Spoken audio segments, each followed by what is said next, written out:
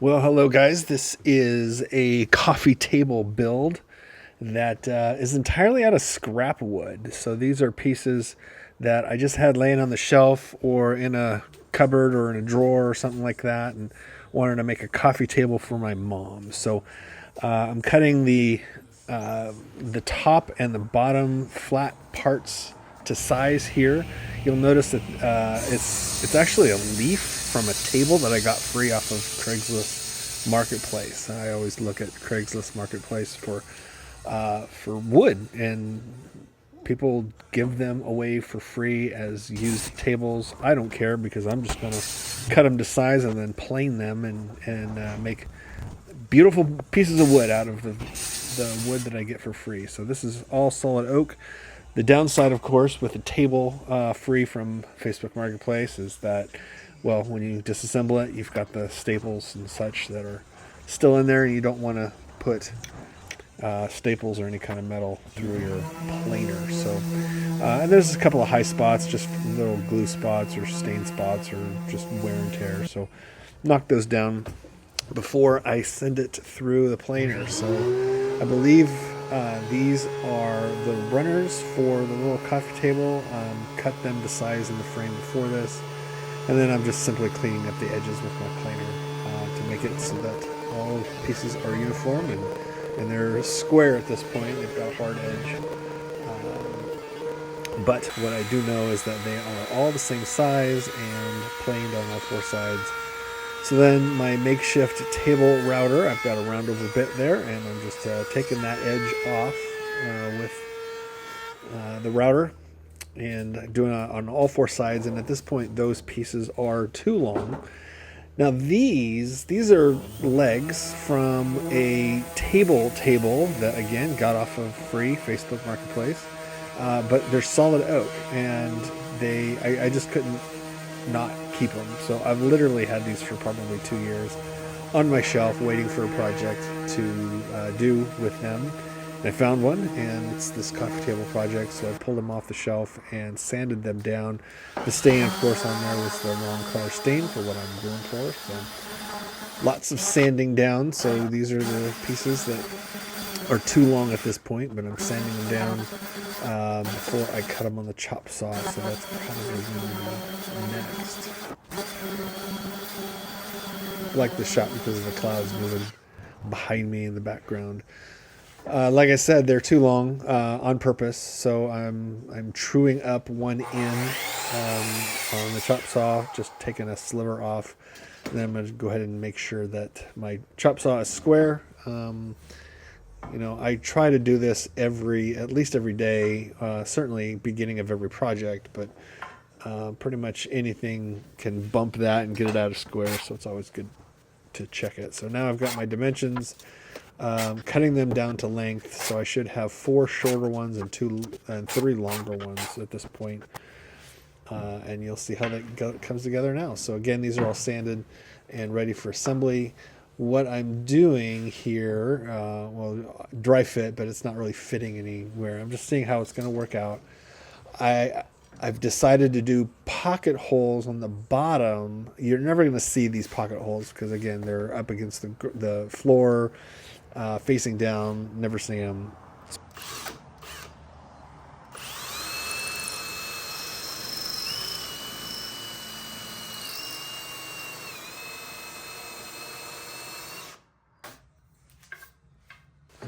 So now I'm laying out the pieces. I'm doing the long sides first. Again, this is the support for the top of the table. You'll see how that works here in a bit. I did pocket screws, and basically the glue is what's going to hold that thing together, but the pocket screws just adds just a little bit more strength. I'm not too worried about it. It's not a real big piece, but the pocket screws are pointing down, so you'll never see them. And then I'm going ahead and gluing the edges and doing a bar clamp on the glue seam. And basically what I do is I'll go ahead and glue it, and I'll let it set for 5, 6, 7 minutes. Just let that glue essentially work also as a clamp. and then I will drive the screws in, and the piece ends up exactly where I want it to be. Of course, you have to persuade it just a little bit. Check for square, tighten up the clamp, and let it set again 5-10 minutes, something like that. And then squeeze out, of course. I want to get that cleaned up now, just kind of save some time later on in assembly. Driving the screws in now that the glue is set up enough that the glue essentially is working as a clamp as well. Again, this is only 5 or 10 minutes, and I think the work time on this is an hour.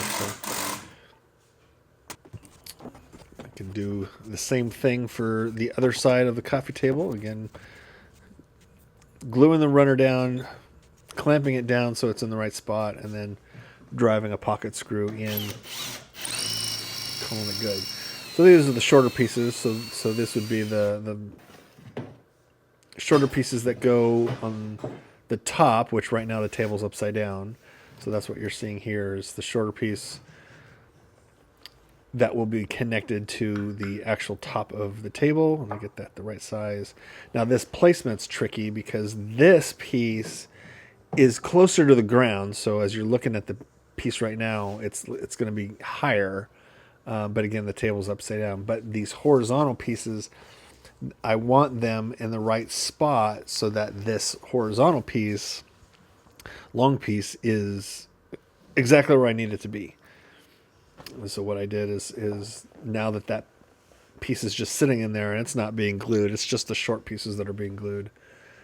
I can place them exactly where I want them and clamp it down, and I know that the spacing is correct. So essentially I'm using that long runner piece as a spacer so that my short pieces are exactly where I want them to be.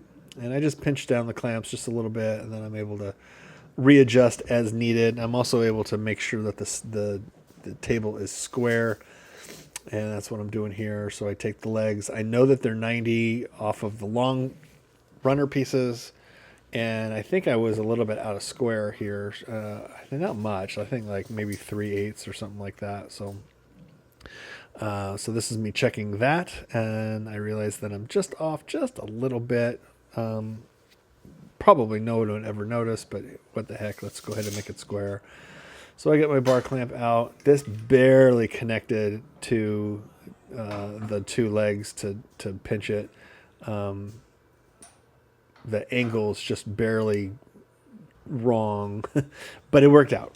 That was able to pinch the table together and make that perfectly square.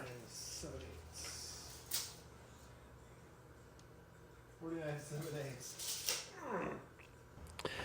So with this glue set up just a little bit, or maybe 10 or 15 minutes or so, I can drive a couple of pocket screws in. Again, I don't think it does too much for strength, but more or less peace of mind. So now we're working on the flat surfaces. I think this is the bottom piece. Again, my chop saw is square. I put a square line on this piece. You can't see it, but then I'm making sure that the blade that I'm cutting is right on that square line that I put on there. And so we're truing up one side of it, and I think off camera I true up the other side of it after I get a good measurement. Oh, that's right. It was too wide. Again, all my pieces are too wide until final dimension cutting. So that's what I'm doing here, and it's sucking in a whole lot of dust. Definitely wear your dust mask, kids. And once it's the final width, then I was able to cut it to the final length. Everything gets a round over, so I'm back to my makeshift table router that literally built myself, and it serves me just fine. So that's what I'm doing here. I'm rounding over all four edges. Again, this is the bottom shelf, and you'll see how that goes here in just a second. Of course, all sanding. You should thank me that I'm speeding that up for you, because sanding's boring. Okay, so now the table is right side up. So I flipped it over, and again, I wanted these short pieces to be in the same plane as the top short pieces. That's why I had that spacer there. And so I raised it up. I think I raised it up 3/4 of an inch and put some glue on it and got it right to the right spot. And then I pinched it together with that longer piece, and that longer piece is not glued in at this point. I'm just using it as a spacer and a holder for those short pieces. And this is another section of a table that I got for free on Facebook Marketplace. I think it's perfect length, but it's too wide. So what I did is I cut it so that I can have two equal pieces, and the pieces are wide enough to exactly fit in my planer. And just like all free stuff, you got to make sure that there's no metal in there. And so I already know there's some staples on one end, so I went ahead and took care of that before I ran it through the planer.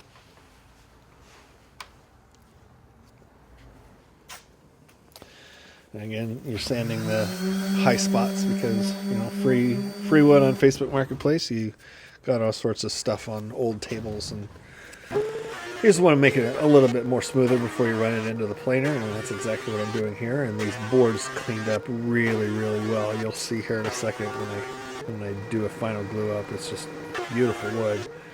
But again, I got free on Facebook Marketplace. So now these pieces are the right length, and they're exactly half width. And so the seam connecting the two is perfect. So I'm going to go ahead and spread some Type 3. This is the tabletop, and Type Bond 3 is food safe. I don't see a whole lot of food going on here except maybe chips or whatever.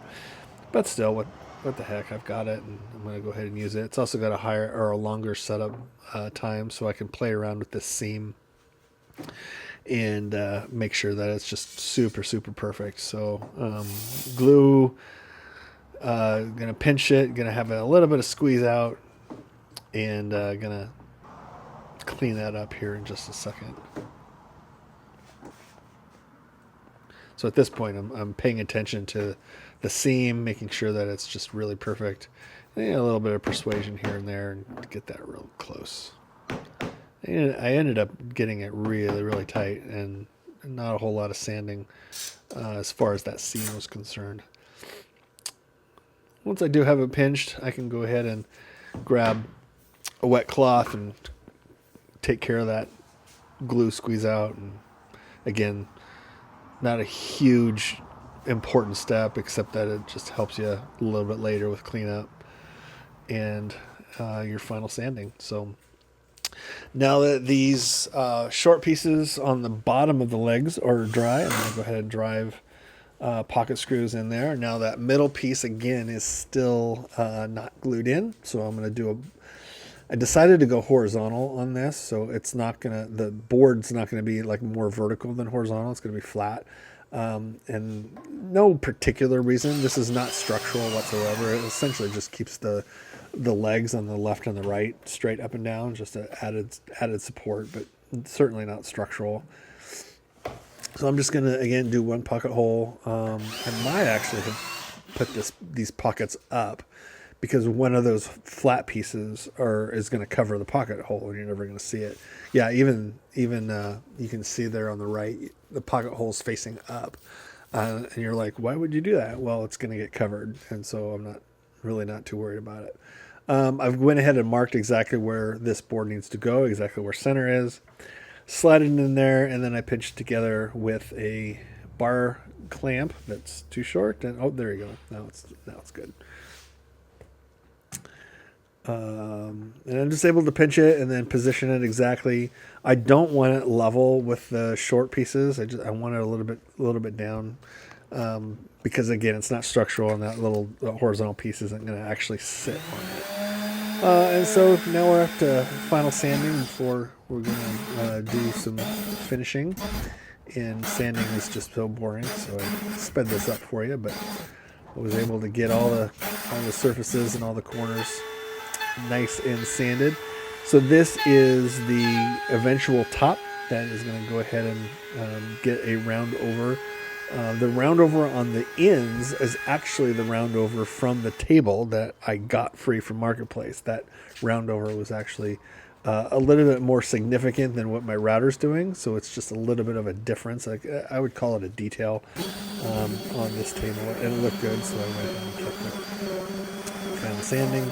I'm pretty sure I went up to 220. I went from 80 to 220 on this, and then I'm going to go ahead and it's essentially dry fit, even though I'm not attaching the bottoms, but you can kind of see how the table is going to end up when all said and done.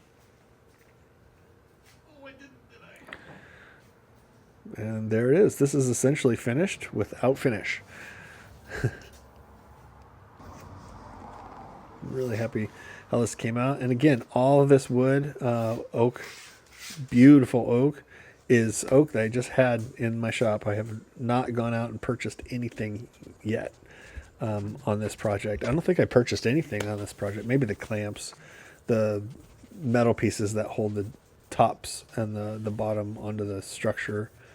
It's the only thing really I paid for, a couple bucks for that. So I went ahead and did pre-finish just to make sure that the finish that I'm putting on here just goes on real smoothly.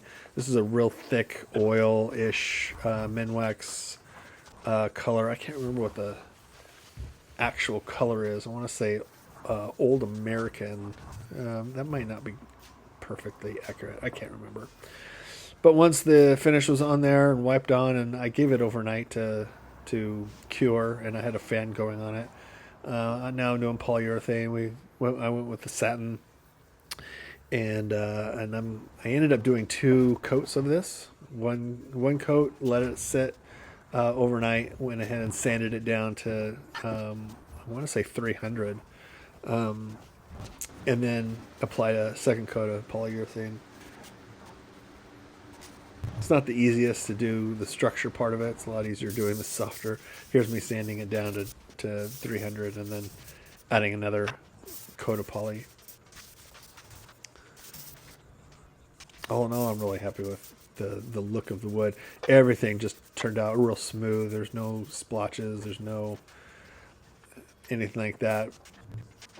Just a real smooth, even finish. And I think that pre-stain helped a lot. So here's the second coat of the polyurethane, and I'm just using a paper towel, real thick paper towel to do this. It just seems to work just fine for me.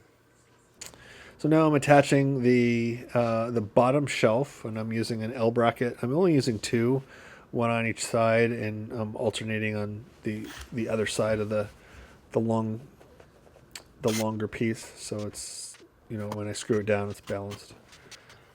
It's resting on the shorter pieces. It's not even touching the middle structure piece.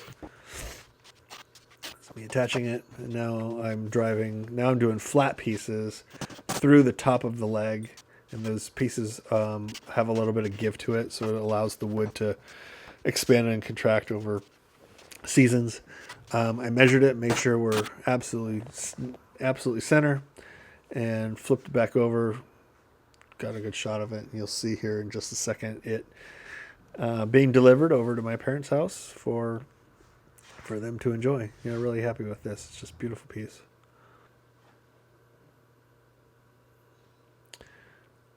You can see there the coasters that I made. Same stain, same wood, same everything.